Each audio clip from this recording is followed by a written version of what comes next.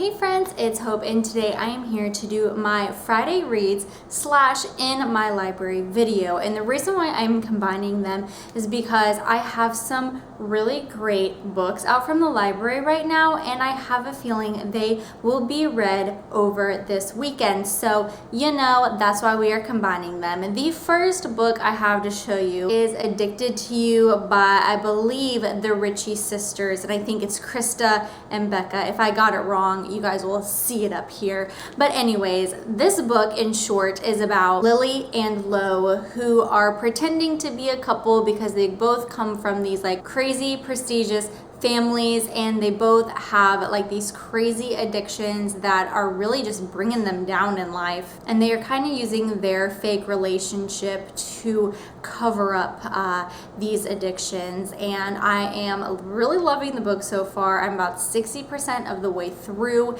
and what I love so much about it is even though their addictions are pretty crazy and dramatic, they are each both learning from each other and helping each other get through life on a day-to-day basis and long-term. And I find their relationship very unique and also a little bit therapeutic. This book definitely is not young adult, so I would not suggest this to my younger readers. The second book that I'm actually currently reading and making my way through is Slasher Girls and Monster Boys by a whole bunch of people. I have read 3 stories in this book so far, and I can say that I am very disturbed.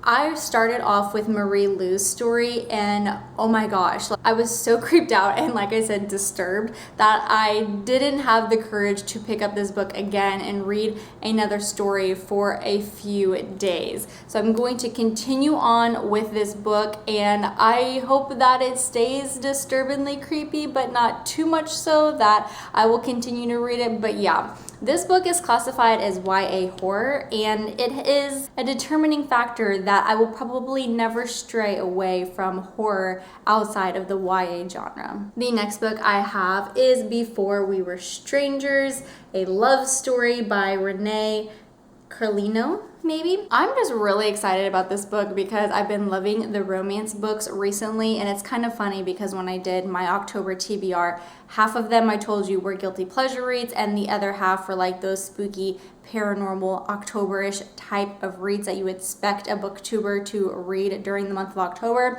But yeah, what I found is 90% of my reads this month have been guilty pleasure reads, and so that goes into the lovey-dovey romance stories. And so yeah, this falls into that category, obviously. And I think this is actually about a couple that meets on Craigslist, so I'm intrigued, and I've heard a couple of people say that they really like this book, so this is definitely going to be read this weekend. I am also listening to an audiobook called 7, An Experiment Mutiny Against Excess, and this is by Jen Hatmaker, the same author that wrote For the Love, which I absolutely adored last month, and I am about on chapter 3 right now, and it is very interesting, has a crazy concept. For 7 months, I believe she is choosing a category and making sure that she is not using it excessively. So the first chapter, for example, was gluttony. So she decided for the full month she was only going to eat 7 things. So yeah, she goes on and does this for 7 months. Each month is a different topic, puts things into crazy perspective about how much we actually do use things excessively. I'm really enjoying this book. Jen does a great job with giving us real talk, but also inserting humor into her stories. The last and final book I have to show you, I am so freaking excited about. I could not even believe I'm holding this in my hands, but that is After You by Jojo Moyes. Guys, I read Me Before You, I think it was actually last October or last November, so it was almost a year ago. Purely on recommendation from my friend Jordan, I did a non-spoiler book review over that book. I'm going to link it down below. Just know in advance it's horrible quality and my hair be crazy, but it's worth watching because I think it may convince you to pick up the book if you haven't already. Jojo Moyes has the most beautiful writing, and the love story in Me Before You is so beautiful and so heartbreaking. I freaking bawled my eyes out more than I cried in The Fault in Our Stars, which is saying a lot because I cried like a baby in that book. But this love story is just absolutely beautiful. Me Before You, in short, is about a guy who was super adventurous and he actually got in an accident, and so now he is disabled and he pretty much just wants to like give up on his life. His mom decided that she should hire someone to pretty much keep him company, so our main protagonist becomes like his friend slash caretaker. She tries to give him meaning and a life worth living, and guys, like I said, so beautiful, so heartbreaking, you need to read it.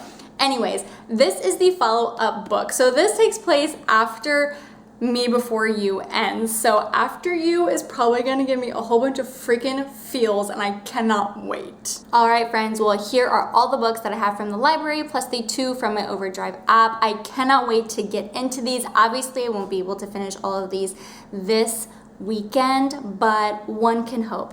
Thank you guys so much for watching. I hope you guys have a wonderful day, and I'm sure I will see you soon. Bye.